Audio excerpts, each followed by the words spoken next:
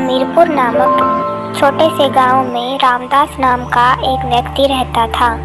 रामदास गांव का सबसे धनी व्यक्ति था, लेकिन उसे अपने धन पर बहुत घमंड था। वह स्वार्थी, निर्दयी और अभिमानी था। वह हमेशा दूसरों को नीचा दिखाने और गरीबों का मजाक उड़ाने में आनंद महसूस करता था। एक दिन वह घर से खेतों में जाकर किसानों का मजाक उड़ाने लगा और कहने लगा, देखो, ये सब मेरा है। मेरी मेहनत और समझदारी से मैं यहाँ तक पहुँचा हूँ। ये गरीब किसान, इनकी हालत कभी नहीं सुधरने वाली। इनकी कड़ी मेहनत भी इन्हें कभी मुझसे ऊपर नहीं ले जा सकती। ऐसा कहकर वह वहाँ से चला गया और दोनों मजदूर आपस में बातें करते हुए कहते हैं, रामदास के पास सब कुछ है, फिर भी ये हमारे जैसे गरीबों की मदद नहीं करता। आजकल खेतों में फसल भी नहीं हो रही, न जाने हमारा क्या होगा। सच कहा भाई, अकाल ने तो हमारी कमर ही तोड़ दी है। काश रामदास हमारी कुछ मदद करता, लेकिन वो तो हमेशा अपना फायदा ही देखता है। फिर एक दिन गांव में एक साधु महाराज आए। सभी गांव वाले उनका बड़ा आदर करते थे। वो सीधे रामदास के घर पर गए और जाकर कहने लगे, रामदास, भगवान ने तुम्हें इतनी संपत्ति दी है, तुम्हारे पास अवसर है कि तुम इन गरीबों की मदद कर सको। याद रखो, अच्छे कर्मों का फल सदैव अच्छा होता है। महाराज, मैं अपनी मेहनत से यहाँ पहुँचा हूँ। मुझे किसी की सलाह की जरूरत नहीं है। और ये गरीब किसान, ये अपनी किस्मत के दोषी है। मैं इनकी मदद क्यों करूँ? रामदास, घमंड करना ठीक नहीं है। याद रखना, समय हमेशा एक जैसा नहीं रहता। जैसा तुम करोगे वैसा ही तुम्हें फल मिलेगा। मुझे इन बातों में कोई विश्वास नहीं। मैं अपनी किस्मत खुद बनाता हूँ। आप अपने उपदेश अपने पास रखिए। गांव में अकाल की स्थिति गंभीर हो जाती है। अकाल के कारण गांव वालों के पास खाने के लिए कुछ भी नहीं होता। माँ, कुछ खाने को ढूंढना, बहुत भूख लगी है। सुनिए जी, बच्चे भूखे हैं, आप सेठ जी से बात करिए ना, वो हमारी कुछ मदद कर दे तो।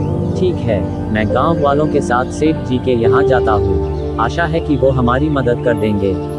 फिर सभी गांव वाले रामदास सेठ जी के पास मदद मांगने के लिए जाते हैं। रामदास जी, कृपया हमारी मदद कीजिए। हमारे बच्चे भूख से मर रहे हैं। आपके पास तो बहुत अनाज है। मेरे अनाज की कीमत है। अगर खरीद सकते हो तो लो, नहीं तो यहाँ से चले जाओ। हमारे पास पैसा नहीं है। हम आपकी मेहनत का काम करेंगे, बस थोड़ी मदद कर दो। मेरे पास तुम्हारे लिए समय नहीं है, जाओ यहाँ से। गांव वाले दुखी होकर चले जाते हैं। रात के समय रामदास के घर में आग लग जाती है। रामदास और उसके परिवार वाले सभी घर से बाहर भागते हैं। रामदास अपनी संपत्ति को जलते हुए देखता है।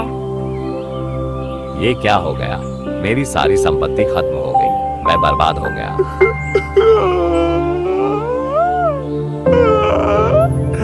रामदास, ये तो मैंने तुम्हें पहले ही चेताया था। जैसे कर्म करोगे वैसा ही फल मिलेगा। तुम्हारे स्वार्थ और निर्दयता ने तुम्हें यहाँ पहुँचाया है। महाराज, मुझसे बहुत बड़ी गलती हुई है। मैंने हमेशा दूसरों का शोषण किया और आज मुझे इसका परिणाम भुगतना पड़ा। कृपया मुझे क्षमा करें और सही मार्ग दिखाएं। रामदास साधु महाराज के मार्गदर्शन में अपनी गलतियों का प्रायश्चित करता है। वह गांव के लोगों से माफी मांगता है और बची हुई संपत्ति से गांव वालों की मदद करता है। भाइयों, मुझसे बहुत गलतियां हुई हैं। मैंने हमेशा अपने स्वार्थ के बारे में सोचा और तुम्हारी मदद नहीं की। लेकिन अब मैं वादा करता हूँ कि मैं तुम्हारे साथ खड़ा रहूंगा और अपनी पूरी ताकत से तुम्हारी मदद करूंगा। रामदास, तुमने सचमुच अपने आप को बदल लिया है। हम तुम्हारी मदद के लिए तैयार हैं। इस संसार में हर कर्म का परिणाम अवश्य मिलता है। रामदास ने अपनी गलती स्वीकार की और सही मार्ग पर लौट आया। याद रखो, जीवन में धन और शक्ति से अधिक महत्वपूर्ण हमारे अच्छे कर्म हैं। जो जैसा करता है उसे वैसा ही फल मिलता है। इसलिए हमें हमेशा धर्म और नैतिकता के मार्ग पर चलना चाहिए। अब मैं समझ गया हूँ महाराज, जीवन में सबसे बड़ी संपत्ति हमारे कर्म होते हैं। गांव का वातावरण फिर से शांत और सुखद हो जाता है। रामदास अब दयालु और विनम्र बन चुका है और गांव वाले भी खुशहाल हैं। साधु महाराज धीरे धीरे गांव से विदा लेते हैं और जाते जाते कहते जाते हैं, जैसी करनी वैसी भरनी, यही जीवन का सत्य है। जो जैसा करेगा वैसा ही पाएगा।